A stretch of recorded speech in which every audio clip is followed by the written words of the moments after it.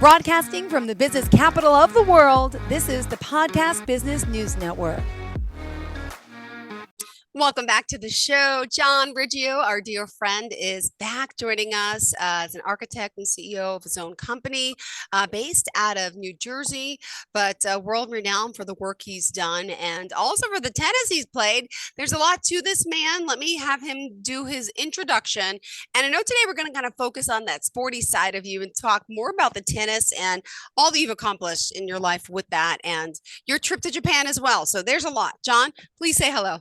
Yes, hi, how are you? My name is John Riggio, and today I want to continue talking about some tennis. I was thinking about the past, and I thought of some really important things to really piece together what I was talking about. I think the one most important thing was at the time when I was playing with the Perot group. They bought my contract at the time. And at the time, that contract was bought for 25. It was really a gross of $30 million. They just used to use the term 25 million. And what happened was at that time, usually in tennis, they don't like to use the natural name of a player.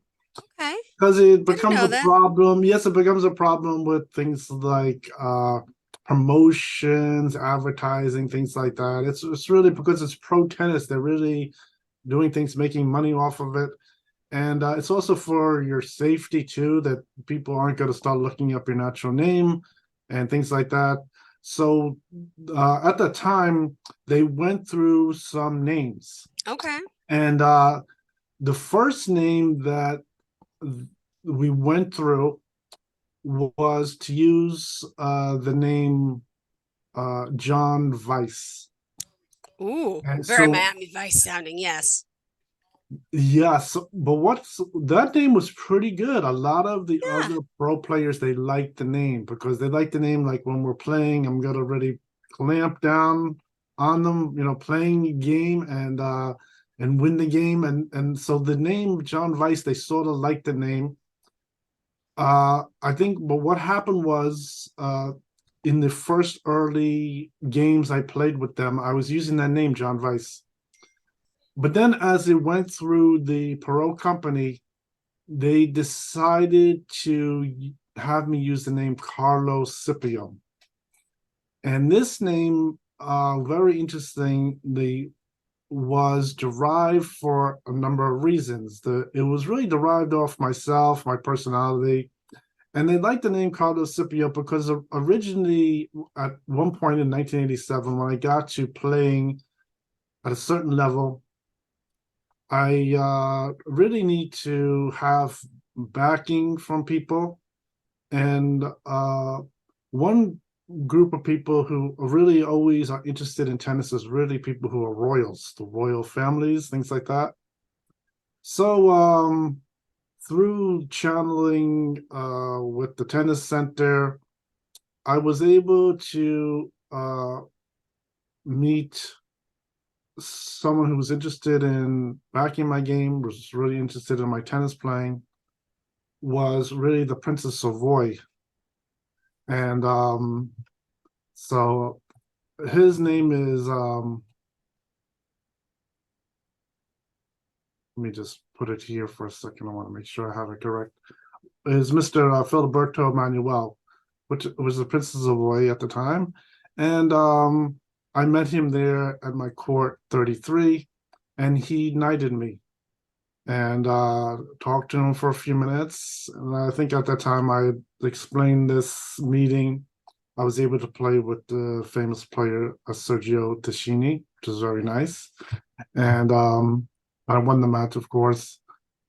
And so from that point, now getting back into the year where Perot bought my contract, the name Carlos or Carlo is really like a name that I would usually be called in Italy. So if I was to visit Italy, they wouldn't use the name John. They don't really like the name John for me. They look at me, they say, really? Yeah, you're not a John. Really... Wow. Yes, they would use the name Carlo. Okay.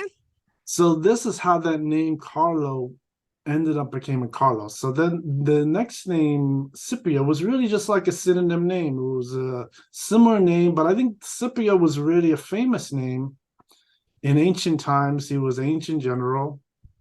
And so that name was really good, compared to my name, Riggio, which has a similar spelling to it. So they like Scipio Hazami. So then that was good. And when I went to the team to play with Perot, the the local manager there and the Perot group, they took that name Paulo Mm-hmm. Scipio, and they sort of just made it like a Texan name. So it's really like I visited Italy and maybe went and moved over to Texas. So then my name is now Carlos Scipio. And that's really how they put that name together. The name is really just for me. And that's really how it worked. It's a nice name. And in fact, they did some very serious marketing studies at that time. Because at the time I had a spokesman and the pro company, really spending a lot of money on my contract, really did some research on marketing that name. And that name went over very well with the group of people that they were marketing there. I think a lot of marketing might have been going through Texas. Mm-hmm. And so that is very good. And I think uh, I was researching some tennis training and some coaching videos. And just by chance, similar to the Tony Roach video, I was watching the video and they were talking about some players. Now, this group Okay. of players they were playing in Spain a lot and in Latin America. And they were talking about players that really can hit the ball really good. And they were talking about Guillermo Villas can hit the ball really good. Talking about some backhand hits. Talking about Rafael Nadal. So both of those players are from two different generations. One's a little older, one's much younger. And they're also talking about hitting the ball like Scipio. And that's really myself. So I was watching the video and they were referencing my name. So that was pretty good. I think that video, it's on a USPTA approved video, and it's also approved by European Tennis Association. And I'll see if I can get a clip of that. Yeah. And by the way, I what just, is the tennis website too? oh yes, I have my tennis website here. I could share that with you right now. So let's go and see if we could share the screen. Okay, so let's go over to the tennis web page. See where it is.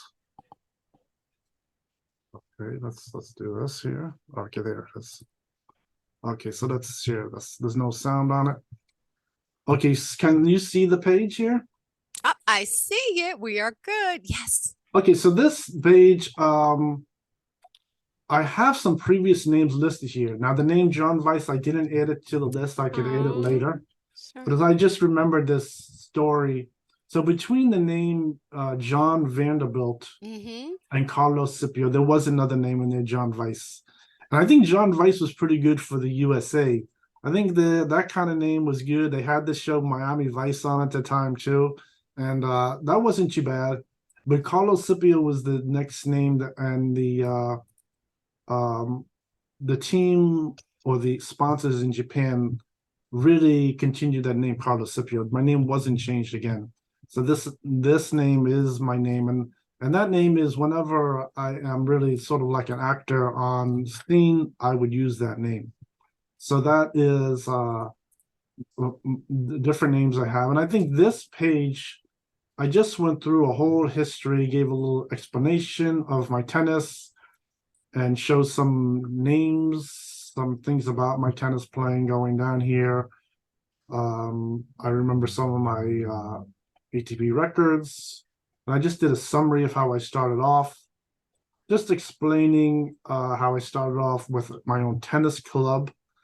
And this is really what gave me the attention for people to see me playing. And then from that, they can notice I had a great ability to play tennis.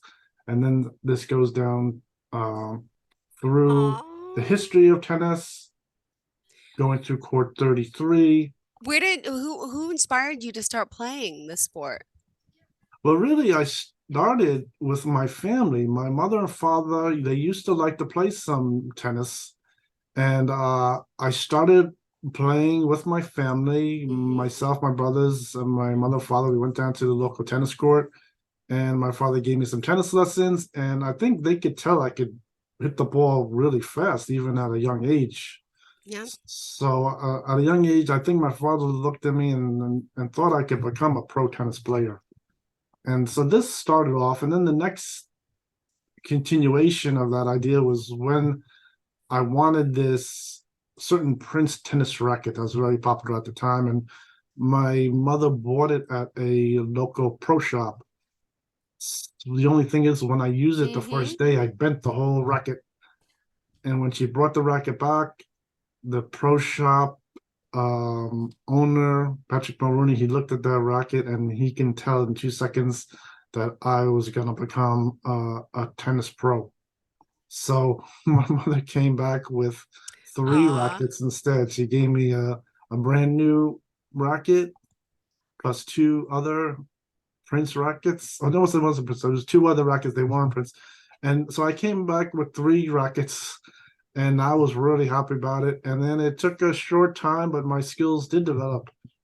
And then the next one that really saw my playing was the in my middle school. I went to a school that has a middle school and a high school are in one building, and they have a tennis administrator there, and he looked at my playing when I created my tennis club, and he thought the same thing that I could become a tennis pro. So he gave me a chance to become a tennis pro, and that is when I was able to really make it in pro sports. I was able to go past the ITF level very quickly and go to the ATP level. And he gave me a ranking of 1500.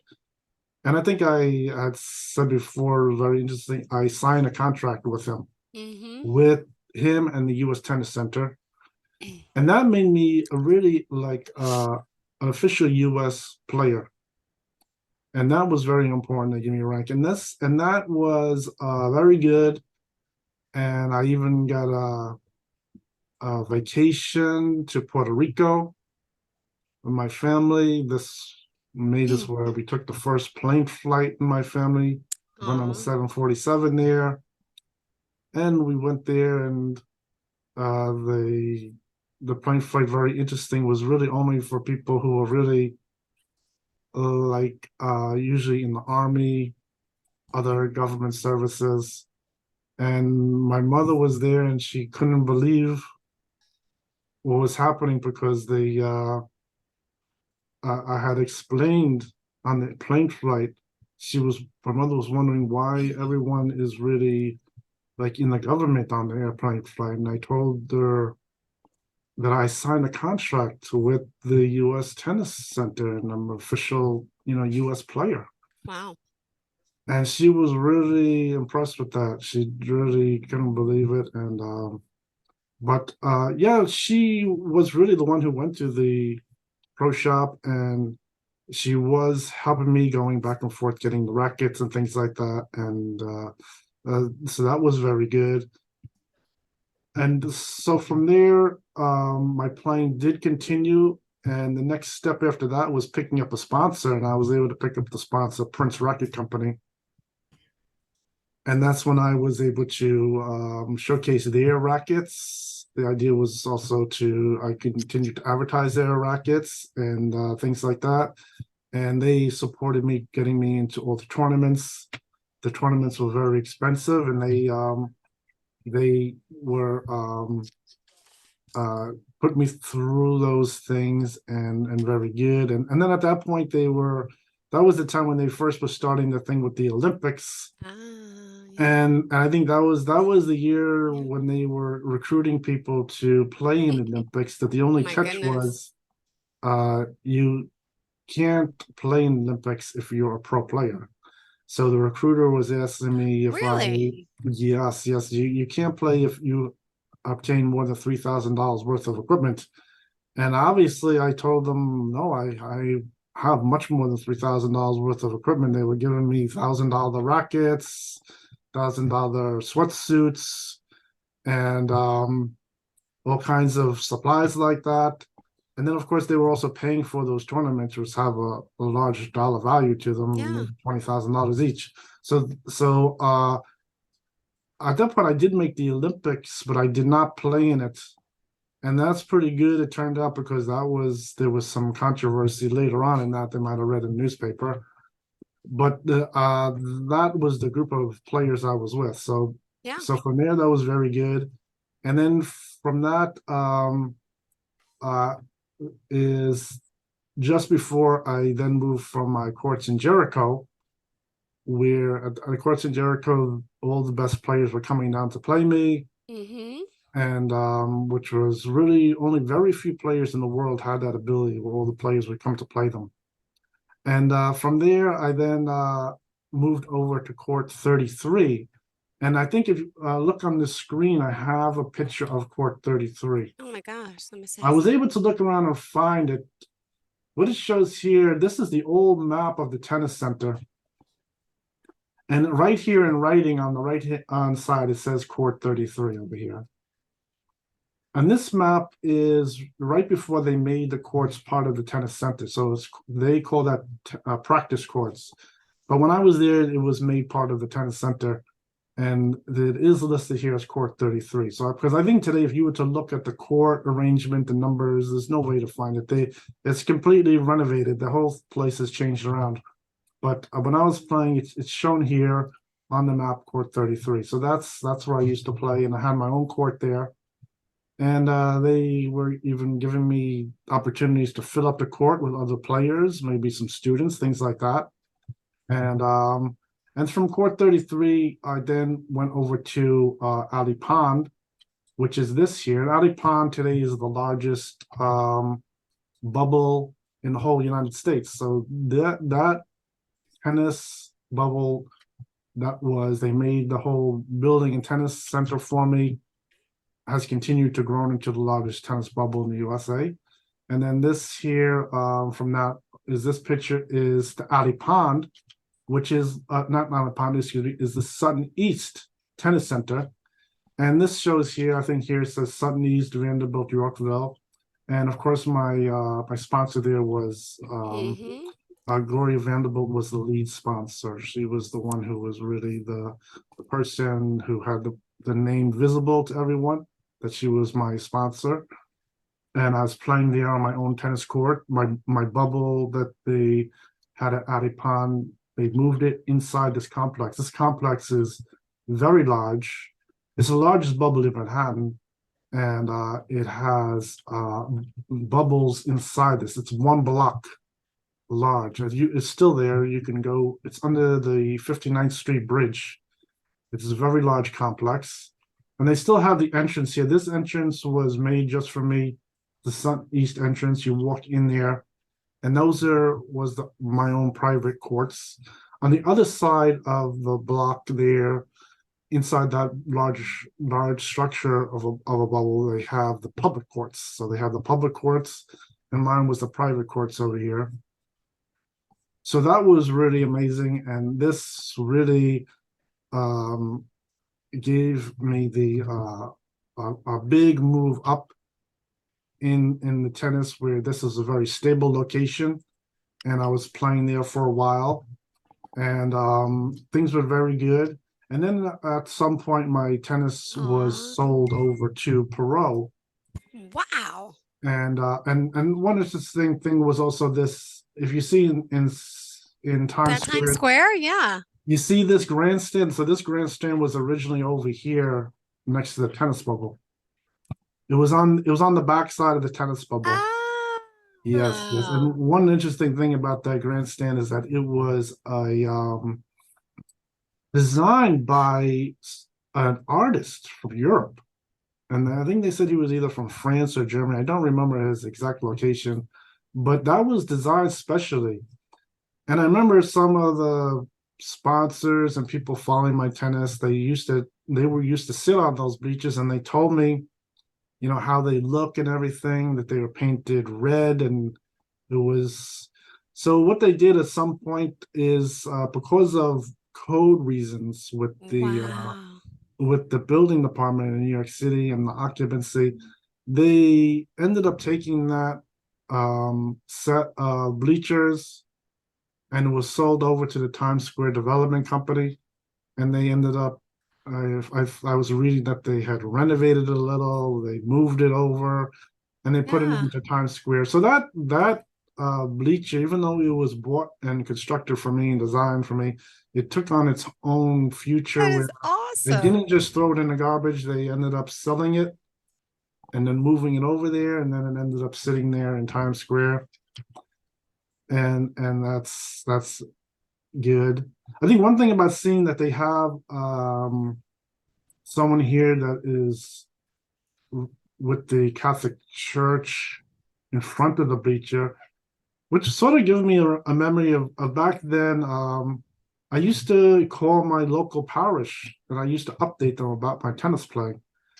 And I invited the priest to come down and visit Aw. my location of playing, and he did come down and show up and take a look around.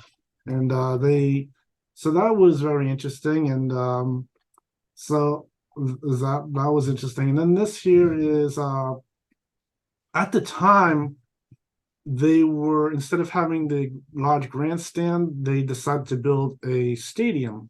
And the stadium was based off on the specifications of what they call Roland Garros. Roland Garros is a top tournament in Europe. Okay. And this is they had the plans to build the stadium, and they started construction of it, but it was never completed. And what happened was that stadium, when Perot was the lead to buy over my contract, they offered him to complete the stadium and Okay. then name it after him, called Perot Stadium. So the stadium originally was going to have another name before it, but at that point, with the contract deal for $30 million gross dollars, they were going to include finishing the stadium and giving it under his name. So that was pretty big. And that was the year that he was really starting to run for president of the United States of America.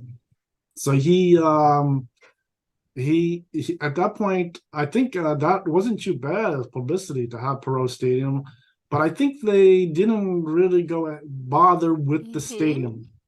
For some reason, tennis overall isn't really a stadium game. They don't really bother with stadium, usually some bleachers like the grandstand, things like that. And they so the stadium, I think a lot of people today would probably think the stadium was a really big thing, that you really want the stadium. But in fact, the Perot group of investors in my tennis, they did not take the offer to continue that stadium, but they could have continued and he could have the stadium in his name. That was very interesting. And so that's one part of it. And I think with the Perot team, with playing, of course, with each tennis player, there's always a few different nice items tennis players usually have, like status symbols, things like that. And I think one of them is cars. And this here is a Yeah. picture of the McLaren F1. Now, this is the car that I was able to get the money to lease this car for 6 months. But the only thing is, this car is so fast that it requires a training course to have the car. So with the Perot group, they were able to have the salesman call me. And what they did is, since I needed the car right away, he was nice enough to have the car brought over to my courts at Old Westbury, and he parked the car there. That it's really my car, and that was really a symbol of my playing. And this is Perfect. We're going to pick up on that symbol of playing with the card. Tell us the website. We got to take that quick break. And okay. can't wait. So We're going this, to pick up on the car. So remind so us how we could reach you. the easiest way to find my webpage is you go on to Facebook and you look up John Riggio Pro Tennis Player. And there on the Facebook page, you could like the page. You can go on to where it says the intro, and it shows my Oh, link to my link to the website. webpage. Perfect. All right, guys, we'll be right back. We're going to pick back up on the site. We'll be right back with more. Hello, my name is John Riggio. I'm the CEO of John Riggio RA Architect LLC. I provide architect services in the New York City metropolitan area. That includes New York City, New Jersey, and Pennsylvania. My areas are specifically Long Island, the 5 boroughs of New York City, Westchester, Yonkers. In New Jersey, it is North Jersey, Central Jersey, and South Jersey. In Philadelphia, the areas are the Philadelphia metropolitan area.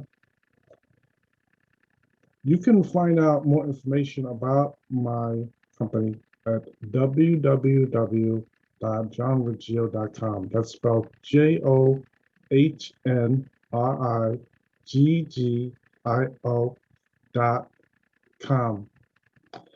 And there you will find out a description of my work. It shows a portfolio, pictures of the different job types. And I also have my contact information there. It shows my business address. From there, you can contact me and we can discuss your project. First, we will make an initial consultation. And then from there, we will then go over designing your project and then constructing your project. So I hope to hear from you soon.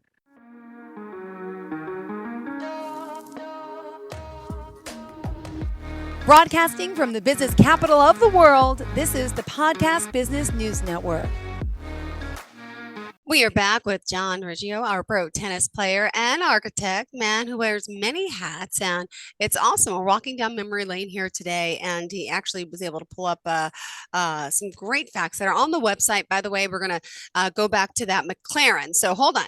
So you personally couldn't afford the McLaren, but wait, the company brought it? Did they buy it for you? Did they let you drive in it? What was the deal or the arrangement with that? Yes, I talked to the lease company, and he really liked the idea of the pro tennis and everything. I described to him, and what he did was he brought the car over to my courts and parked it there for free, and he just left it there for a little while. So when the other players would show up, they'd see my car, and they knew it was a symbol that I am an excellent player, and it's like a status symbol.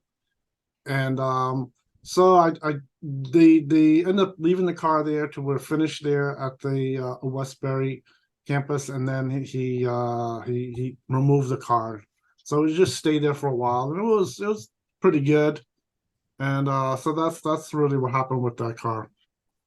Oh, amazing. That looks like the car. Was that the one? I'm not a big car person like as a girl, but in the Wolf of Wall Street, is that like that? Was that like a Lamborghini or that's the McLaren that he banged Yes, it up? is. It is. It's very expensive. I think at the time it's like a car that's maybe $350,000. This is a very expensive car. Oh my gosh. Wow. Amazing. Amazing. So let's go back to it. Again, your Facebook page, go to John Riggio, pro tennis player. What was it? Yes, just some very simple John Riggio pro tennis player on Facebook. And then from there, you could find the link to my webpage that describes all the different things. And I have all of the videos that I've made, and they're all here on my Facebook page. So you can watch all the videos, and that's very good. I have some pictures of different things like some old sport equipment and things like that. I think if we were to just go back onto the this page, let me just share this. If we just go back on this page, I think from here I can. This is a aerial photo of the Old Westbury campus. And the Old Westbury campus, what happened is the pro group, they were able to use this whole set of tennis courts. There was another 2 courts over here years ago, And they were also able to use the facility for the athletic center. They would use the lockers, the showers, things like that. So all visiting players were able to go here. On the opposite side of this building, the pro group set up a tent structure, and in there is where they had their tennis managers were there, their tennis coaches, and that stayed there as we played the tennis. And what happened at this tennis center was I initially started playing with the pro group, who he had some sponsored players already, and I was playing with them. So I started off playing with them for a while, and at that point, that's when I used the name John Weiss. And Ah, they started to get some players off site. A lot of them were coming from the tennis center. Other ones are coming from the ATP tour. I started to play with them, and they liked that name, John Weiss. But then during that time, it was switched over to Carlos Scipio. So then okay. in the Carlos Scipio name, I was using that, and things really started getting going. I started to play all the teams in the Pacific. I played the Japan team, Indonesia, all of the different countries there in the Pacific. And I played amazingly. I didn't lose too many matches. And then from there, I started to play some of the tournaments that were coming through the U.S. Tennis Center. So all of the tennis players that you see locally that were in the news at that time, they all came and played, and I won the tennis tournaments. I was an amazing player, and I think John McEnroe was always impressed with my playing. He was there. He told me that I Oh, was playing much higher than himself, and that I was the center of attention where everyone was coming to play me.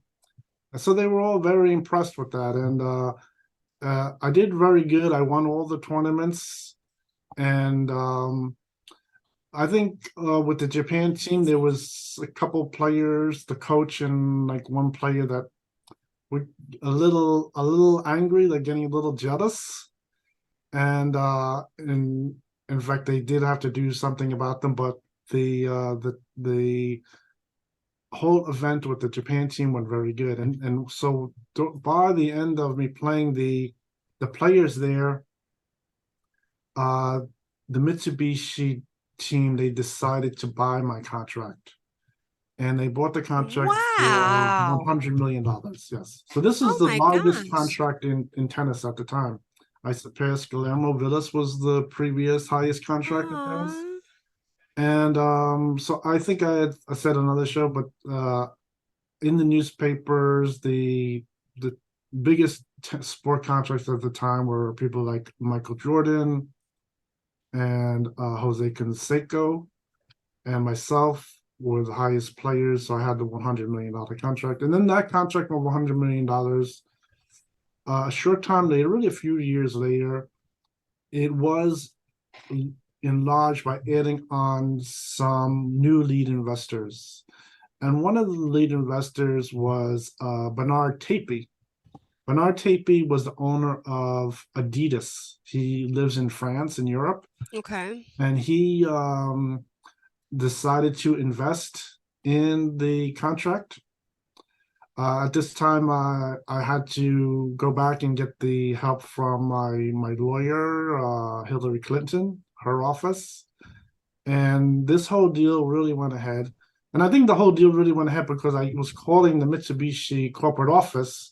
I took my chance to ask to call them, and I talked to them, and by telling them and sort of describing how the whole thing works with the pro tennis contracts and investors, they started to catch on, and they were able to really get the Bernard Tapie to invest in my tennis. And Bernard Tapie also was able to get another one of his investors. Mm-hmm. That took me a while to remember, but he was able to get Reebok. Okay. Wow. Reebok at the time was in Britain, and I think he was really a business partner, friends with Reebok. So Reebok was able to become my lead investor.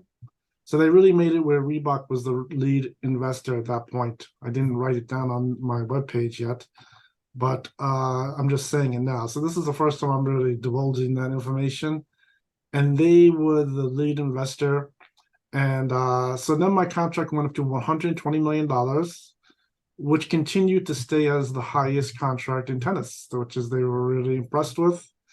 The Mitsubishi office, I was talking to one of their representatives, and they confirmed that they were getting into the whole thing with learning about the tennis contracts and everything. They checked on the tennis contract. It was still the largest tennis contract in tennis, and that was really good. And I think at this time also my playing was more developed where I had stand-in that was able to make appearances as Mototron. And then also I had a spokesman.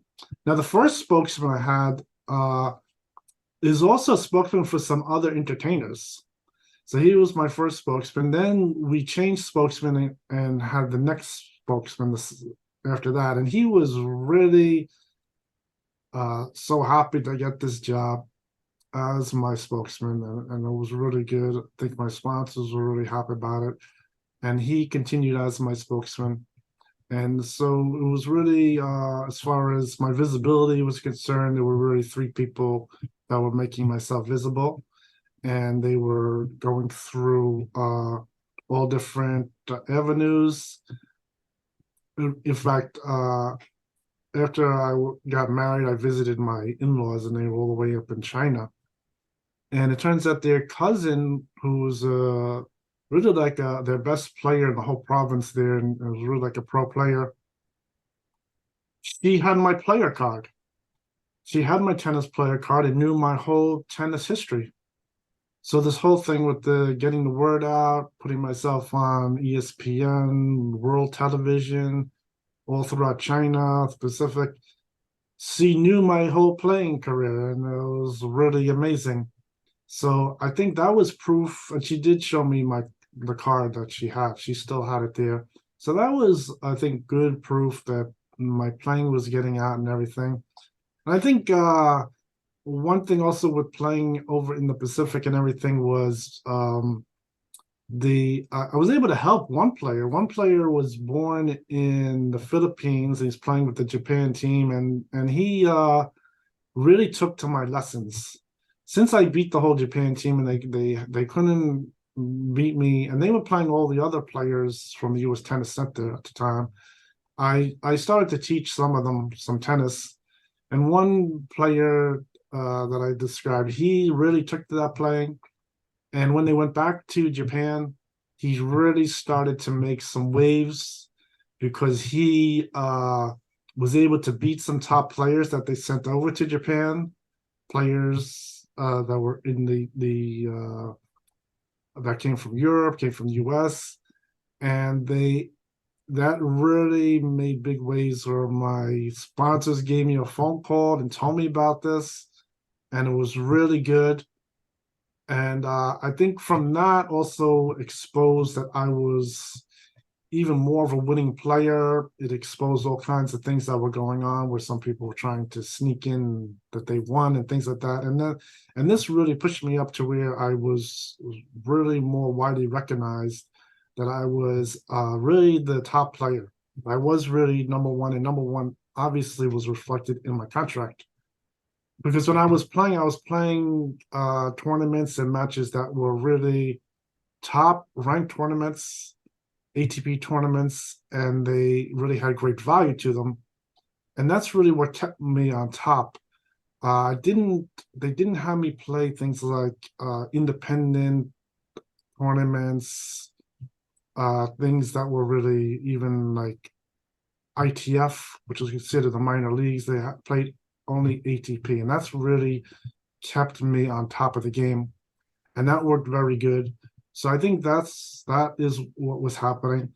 So I think recently I was able to get to Japan, and I think the whole thing with the communication issue, even though they made Reebok the lead, so Mitsubishi is no longer the lead in my contract. Really, Reebok is really the lead, and Bernard Tapie is sort of. I did say his name, and that he owned Adidas, but really the Reebok, what is the lead in the contract? And so they had trouble contacting me. And I think that has to do with the whole thing with the telephones and I was getting a little older. I wasn't living at the same location anymore. And I think at this time, trying to communicate also started to develop a whole thing where I received some interesting phone calls. Like it was really getting much later in my career. It was going like all the way to like the year 1998. And I was getting phone calls to maybe appear on different TV shows and things like that. And I think at that time I was also learning how to try to decipher which phone calls are really authentic, what things I was getting in the mail were authentic, what things were really maybe something just like that was either maybe a fraud or a joke or things like that. I think some phone calls I talked about were going on the Tonight Show, Saturday Night Live, a Morton Downey Jr. show, and other sport people that I had on there, like Brandon Steiner, and did interview with him. And then so I think at that time I was still involved with my pro tennis career and things like that. So that was very interesting. And so I was really at that point was still trying to hold on with the tennis career, but I think it was difficult to really continue to communicate. I think what happened with the team with Reebok in Japan is that there was some problems from a distance getting the tour to really go ahead. They really had to have a lot of people here in person. I think from the experiences that were successful, they had to have some people in person, maybe sitting at the court side, and that would really get the thing going. I think doing it too far away, where no one is here except myself, just going to a tennis court.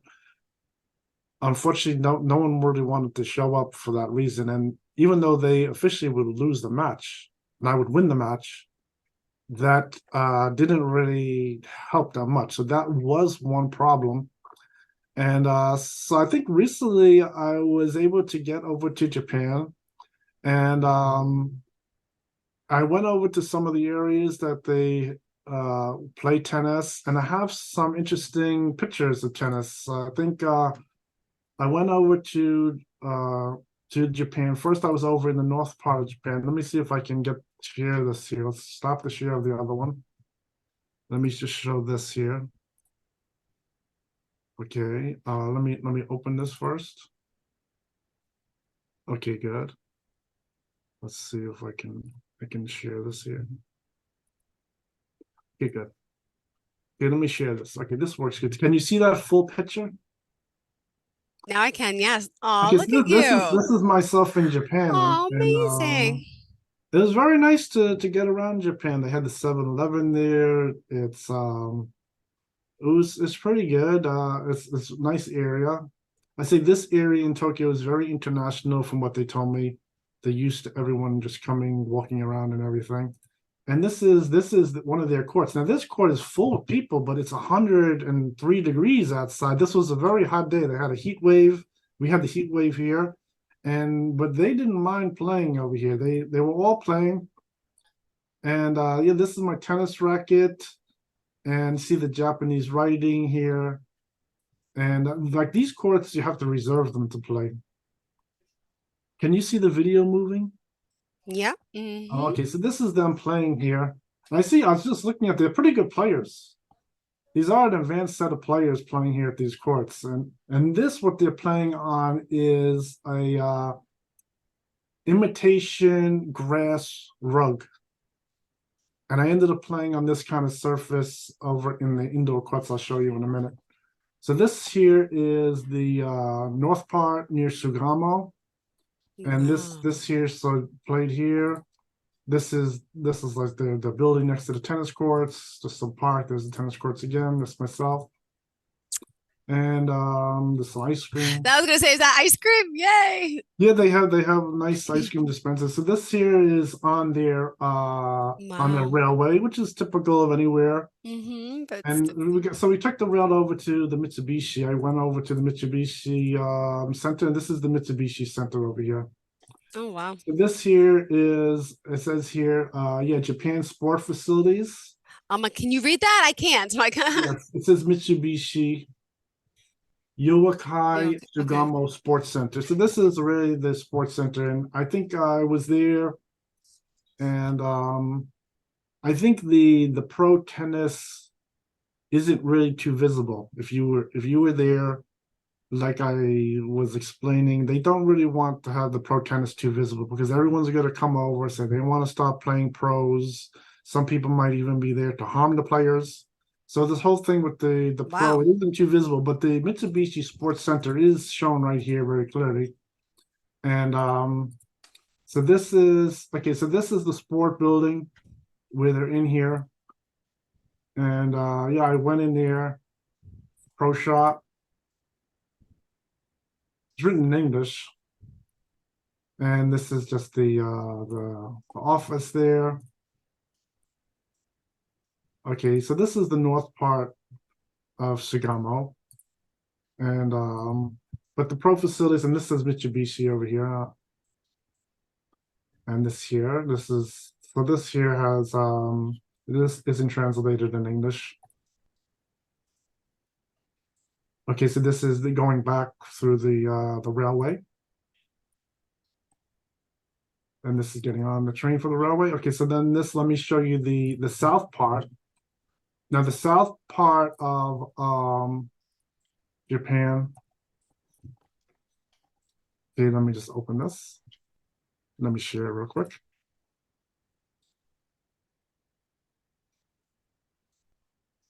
Okay, so this is the south part, and this worked out much better because this is really part of the hotel, the Prince Hotel there in the south part of Tokyo, and they have this is where the Olympics, they are housing people in the Olympics. A lot of these facilities were used for the Olympics, and they were had the tennis facilities here, so they're pretty good tennis facilities.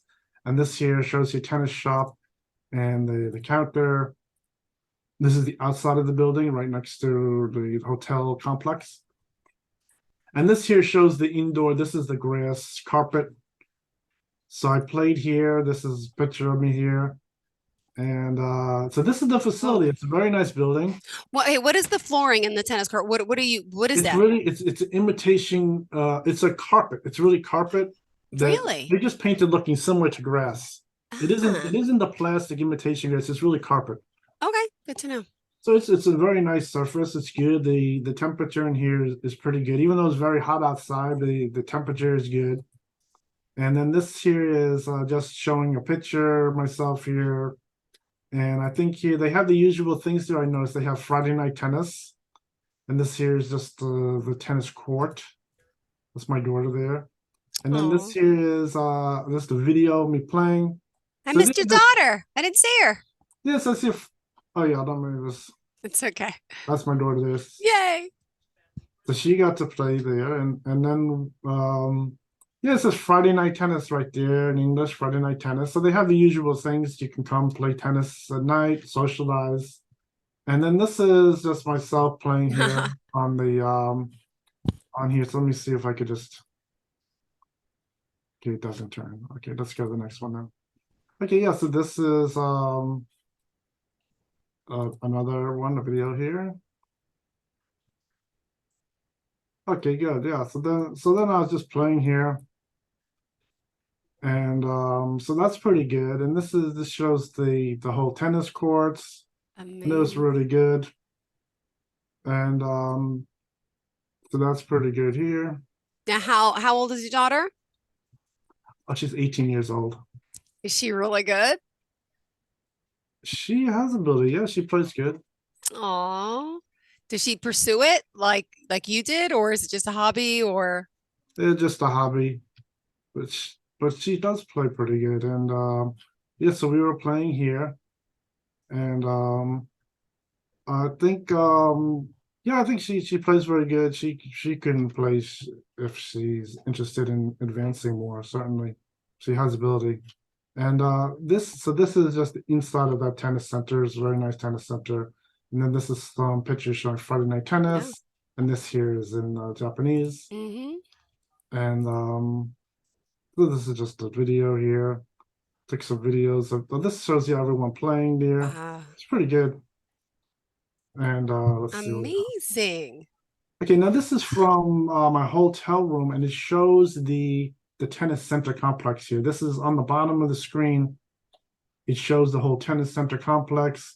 And here they, right next to the tennis center complex, they also have a whole aquarium that everyone comes to go to the aquarium here. And that's what they have. And then some other interesting things is one where here just by chance they have these expensive cars. So that was good. So it sort of reminded me of years ago when I was playing, always having like an expensive Mercedes Benz sitting next to the courts. And this is right next to the courts. Between the hotel building and the courts, they have these expensive cars here. Maybe it's for the same idea of people playing, and then they really have a very nice, expensive Mercedes Benz. Yes, it's probably very expensive. This here, and they show here's one. This is another one here. So that was very interesting. So this is like right outside between my lobby and the tennis center. They do have the same idea of having some nice cars there. That was just a coincidence, but I thought that was very good. Give me the same feeling of years ago. So this is the same idea. You would see like a car like this, wondering why there's expensive cars sitting there. Wow. Imagine. That's Is there like really, a laser like security system around the base there? Like if someone walks to touch it, like does it go, set off an alarm? no, I see a lot of people just walk past the car there. I see they have one inside the building, one outside there. I don't see anyone touching the car. No, everyone just sort of looks at it. I think most They're people they're kinder than Americans. If that was on the street in New York City, I don't know how long it would last. I'd be armed oh, security people there. I would assume. yeah, I think a lot of people want to come up here, try to open the doors, look what's Yeah. inside there. But I think here a lot of people just sort of walk past the car, Mm-hmm. and this is so I think here this is everyone is just walking past the Yeah. car. But it is very nice. This was good. This was good. I like that. That gave me a feeling of years ago. It was pretty good. So Aw. that's really the idea. I think you see like a fancy car there. It's the same exact idea at the different tennis centers. When I started playing past a certain point, they'd always have like a really expensive Mercedes. I think the Mercedes, like I was explaining, is a similar type of car like this. That this was the one I had that they brought me was at Sun East was the black Mercedes,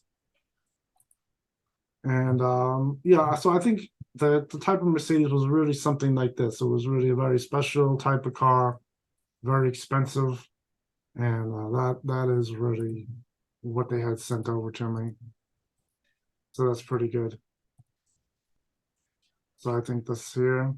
Awesome. And we still got 2 minutes left. Oh, okay. Almost out of time. Yes. So I think as far as the rest of my page goes, I have the videos on. If you were able to get the link to my webpage, it has all the videos on here also. And it just has a whole chronological description of my tennis playing. Some details I described today I could add on to there. And I think it was very good. And so if you were to go on there, you could see the different things. I'm still adding information onto my whole chronological description of my whole tennis playing career, and it's very good. It's probably a lot of people would think it's interesting.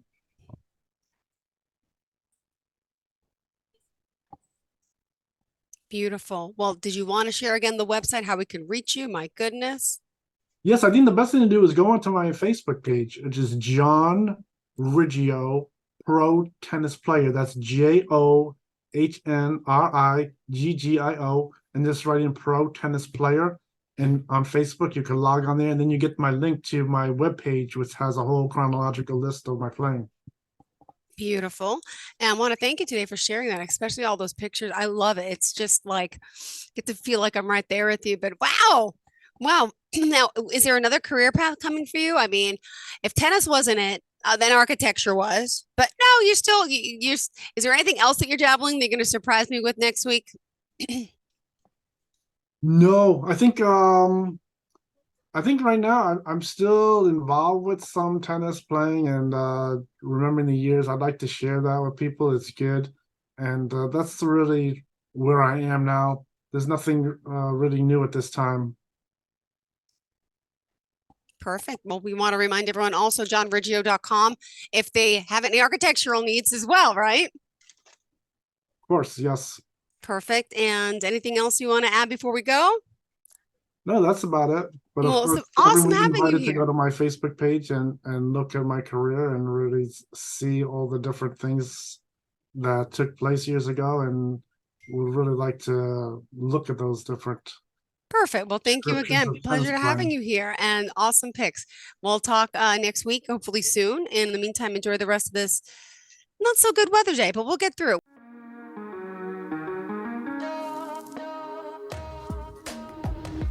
Broadcasting from the business capital of the world, this is the Podcast Business News Network.